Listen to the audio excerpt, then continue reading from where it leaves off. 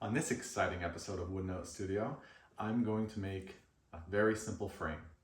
It is for a glass mirror that I'm going to use in my gym area over here. And it's really just because it's this old mirror, has a little crack up on the top edge of it. And if I make a frame with some mitered edges and actually screw that to the wall, that's just gonna hold it in place. And it is extremely simple. I put this together very unconventionally. I actually did not glue it together before putting it up. I didn't put a backer on it, anything like that.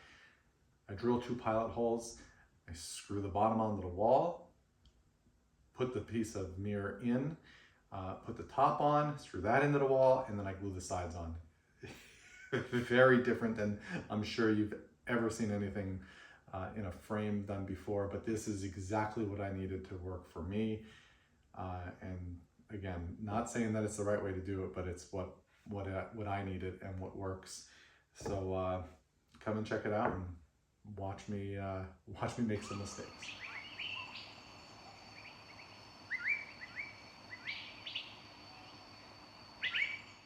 Even though this is a simple project, there's still opportunity to learn here. So the first thing that I'm going to do is cut all of these pieces down to final length on the miter saw. And then I can bring it over to the planer with the help of my producer to assist me with planing the board down to the final thickness of this piece. It was fun to watch him learn how to use this machine and how his interest grew on seeing what it actually does and what the purpose of it is and how it helps us build different things in the shop. Next, it's over to the table saw to get the final width of all the pieces for the frame. Now, my first mistake on using my micro gripper, which it's a great tool, I really enjoy using it, but you got to be careful to make sure that your colors are lined up with the guide that goes with the table saw. And as you can see, I didn't do that and I cut the bottom of the center divider off. Then I come over to the planer and I make sure that all of my pieces are the same width, so that when I do put the frame together, everything is the same thickness.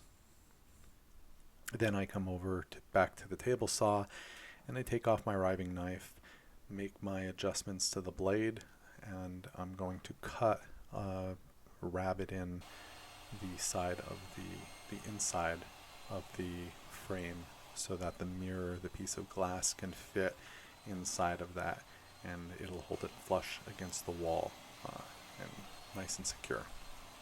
And now it's time for public service announcement 273. Make sure you are standing to the side when you are cutting pieces that can fly out, just like that one, because that's not going to feel good.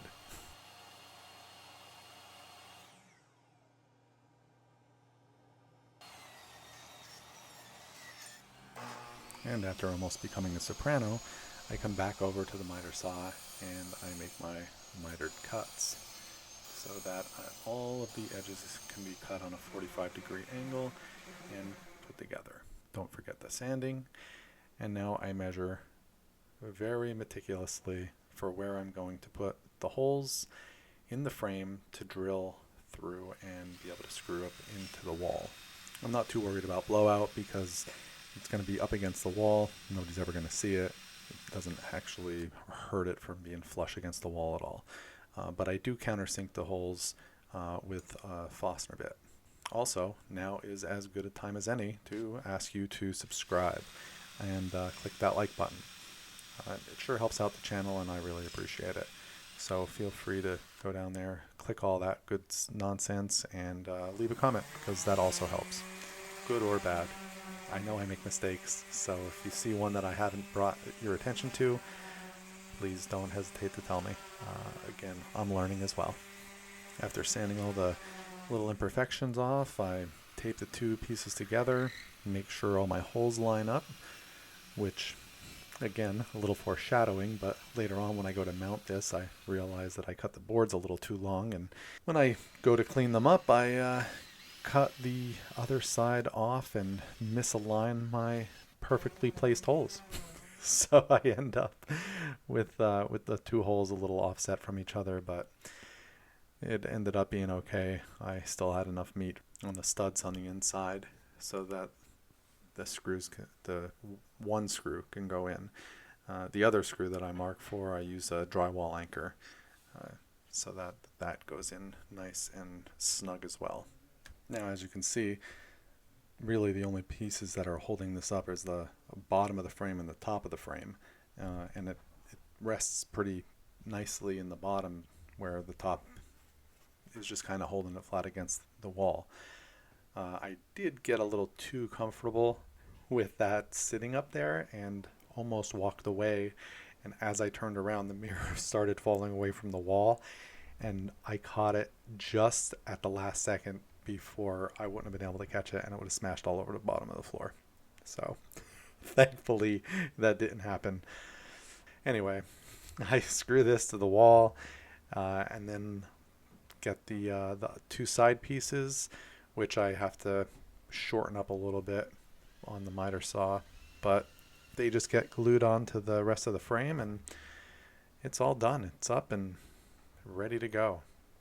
Edges are all nice and sanded off and smoothed, and the glue dries, and it ends up being just this really nice piece that perfect for what I need it to function as.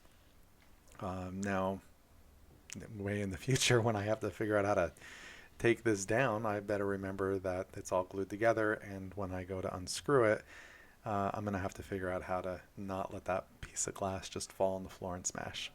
But future Rich can worry about that. Right now, it looks great, and I'm pretty happy with the ease of how this went up and ended up turning out. So, hope you enjoyed this quick little video, and again, feel free to hit that like button, and then I'll see you on the next one. Thanks for watching.